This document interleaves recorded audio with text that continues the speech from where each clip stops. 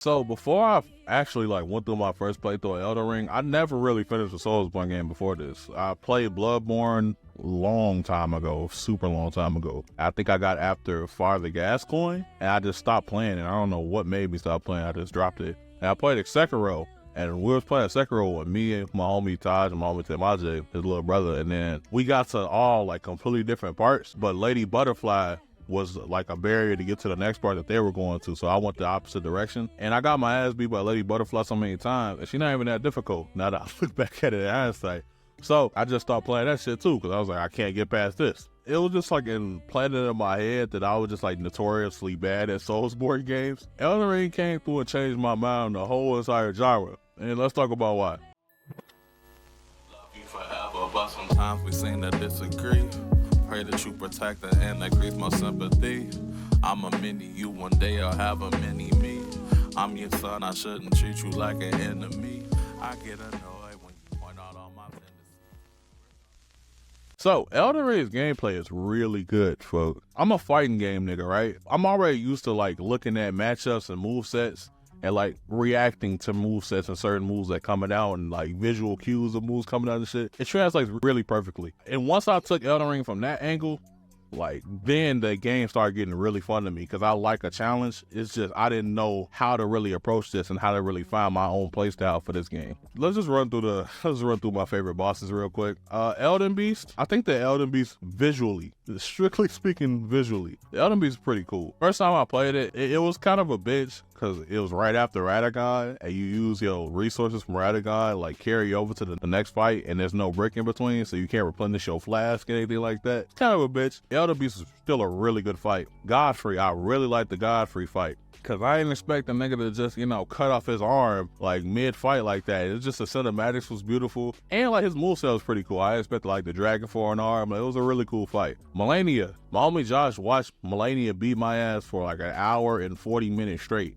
until I finally beat her. But I must say, you do learn a lot about the game. This is the hardest fight in the game, easily. Like, I think so.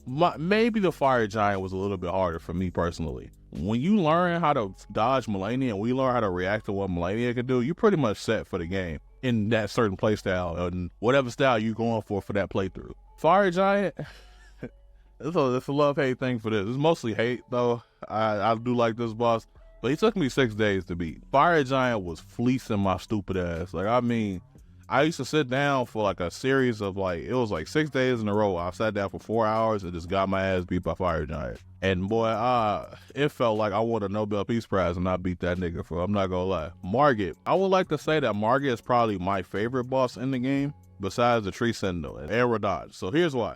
Margit is the welcome to Elden Ring bitch, the boss. Pretty much. By the time you get to Margit, you kind of like got your bearings and shit. You kind of realize like the gameplay. Once you get into Stormveil, you kind of know like how this game plays and what you're going to be in for the rest of this playthrough. Then Margit hits you and it's like an immediate test. I mean immediate test of everything you've learned so far. And it's testing you to make sure you refine it too. Because you're not going to go into the Margit fight with just swinging and not dodging properly and spam dodging. You just go get your ass beat. You're not finna do that against Margit. So I think I like that because he's more of a checkpoint of your gameplay. I really like that. Radahn. Now, Radahn, I think a lot of his draw is from his area that you fight him in and the fight itself. So I use the summons. I think the summons was actually a pretty cool thing to do because like it's like a big war between you and Radahn. Like it's such a cool fucking area. I really love this fight. His like phase 2 transition when this nigga just turns into a meteor and shit, like this Radahn, that Radahn fight is phenomenal for visually and it's just super fun. It's like the grand fight. There's only one other fight that like replicates this feeling, and that's Placidus Axe. But the Radahn fight was amazing. Tree Sentinel. I love a Tree Sentinel, because you know why? You know how like Margit is the bitch welcome to Elden Ring? Tree Sentinel is the fuck around and find out boss in Elden Ring. So when you play Elden Ring, when you start off, you come out this cave, you get your flask, you get all this shit. You come out the cave after doing the tutorial.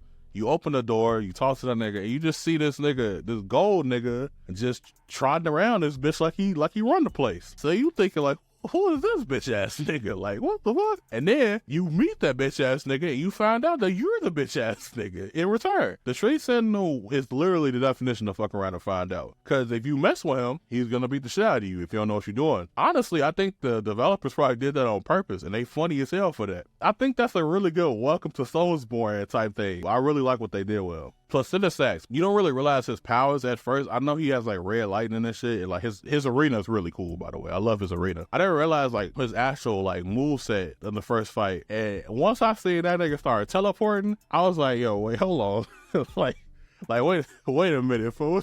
What's going on here? But the fight is so cool, bro. The fight is super cool. His moveset is really cool. Like the red lightning effects and, you know, having to like have damn near like twitch reflexes to react to his teleports. I think it's really cool, man.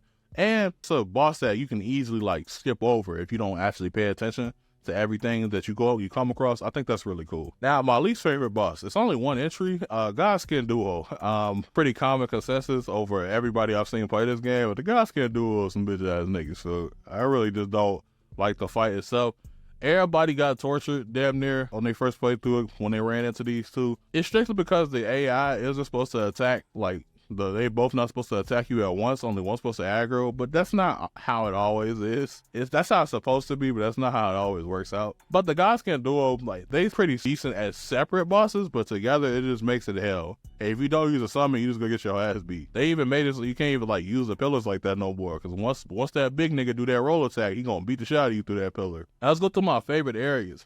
Lindell, bro. Lindell is crazy because when you first go through those gates after you beat the the Draconics Tree Sentinel, and then you first just see the fat ass city, and this is a fully explorable city at that. I think that view is so crazy because you realize like once you actually drop down, you get into the city, you can explore the entire city.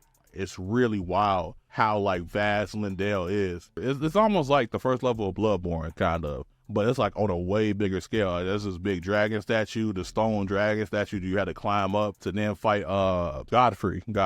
You got to fight Godfrey, and it's just really cool. It's a really nice area, bro. It's a really beautiful area. And to have something on that big of a scale that's fully explorable is always cool to me. Liurnia. I think Liurnia is really cool because of looks. Because once you step out of Stormvale Castle, you get past Godfrey and all this shit. Like the sky is like really beautiful. It's like this purplish color. The area and like the nature around is just really cool. Like there's a bunch of water and shit. There's dragons and shit just sitting around. Like it's a really like magical area. If I'm not mistaken, the temple where you find Ronnie at in the end of the quest line is like Liurnia technically as well. And once you go up the elevator, that shit is gorgeous. Like if you look in the sky for most of this game, it looks really beautiful. Like there's really a lot of nice visual work in Elden Ring. Like in Liurnia is like a place where you can see most of it. The mountaintop of the giants. The reason that the mountaintop of the giants is one of my favorite areas is just due to one thing. So it's the grand scale of it. Like it's a really huge area and a really, really big explorable area. But besides that, there's this one moment where you riding across this like big ass bridge and you just like see the mountain itself, and it's crazy.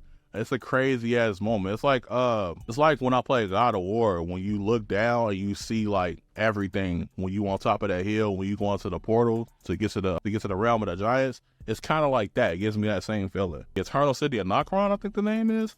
I love this area too. So with Nokron, the cool thing about it, it's just beautiful, bro. Like it's really like gorgeous. The enemies are pretty unique, even though that them Archer niggas used to beam me across the map, boy. Like they used to beat my ass. And I remember I went down there too early, so the Archer niggas are always like one shot me, and I'd be like, damn, bro.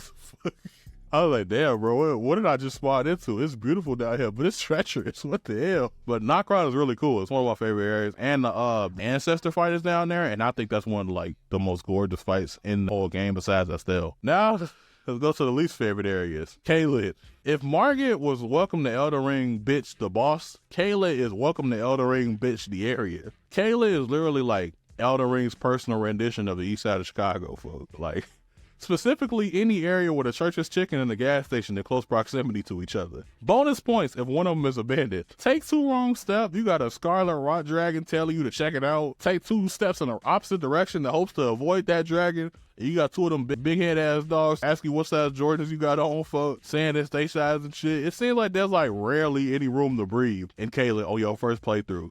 But I learned to like it more times that I run through it, like I ran through the game, so it's okay. But on the first playthrough, Kayla is treacherous, nigga.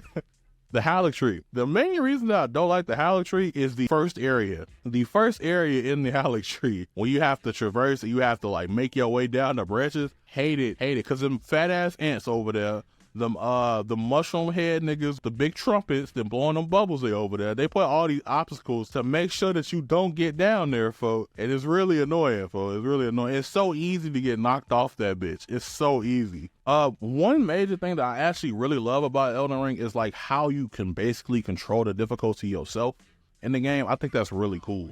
So the more you like nerd out and learn about different buffs and how you can stack ones from each of the 3 categories based on your build, the easier the game gets. Like learning good weapon and ash or ore combinations, and just like finding weapons and knowing the map, knowing every like pinpoint location of every item you need for specific builds. The more information you have on Elden Ring, the easier the game is gonna be for you. And then on the other end, if you take the more like Unga Bunga and more naive approach and a less educated approach like I took, then obviously the game is gonna be way more difficult. But I actually enjoyed my experience even in this ignorant approach. And what's so cool about this game is like those 2 ways are both completely valid ways to play this game. It's so much variety and so many creative ways to play this game. It's funny because if you recommended Elden Ring to one of your homies, their experience is damn near at your heads. Like, it's really funny. So a bit after me and my homies actually finished our individual playthroughs, me and the guys are watching the homie Matthew suffer through this shit. And we only gave him pointers when like we thought he suffered enough, which is funny as hell. It was just another fun experience within itself. Oh yeah, don't worry though. I definitely got my fair share of getting my ass cooked as well.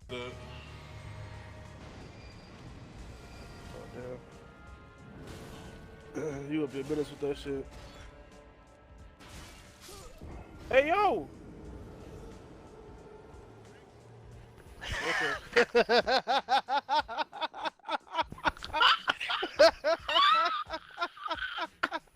Nah, folks that never just flashed up behind you, pick you up and chomp your shit like. Hey,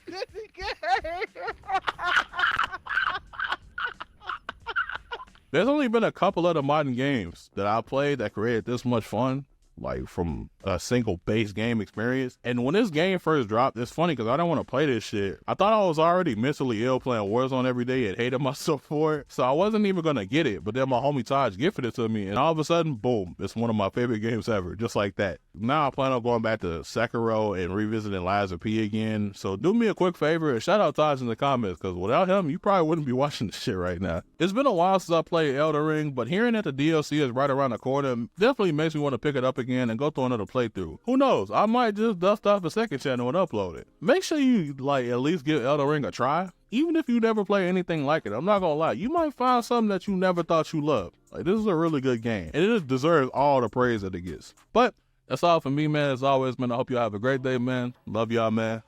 Peace. But sometimes we seem to disagree. Pray that you protect and increase my sympathy. I'm a mini you, one day I'll have a mini me. I'm your son, I shouldn't treat you like an enemy. I get annoyed when you point out all my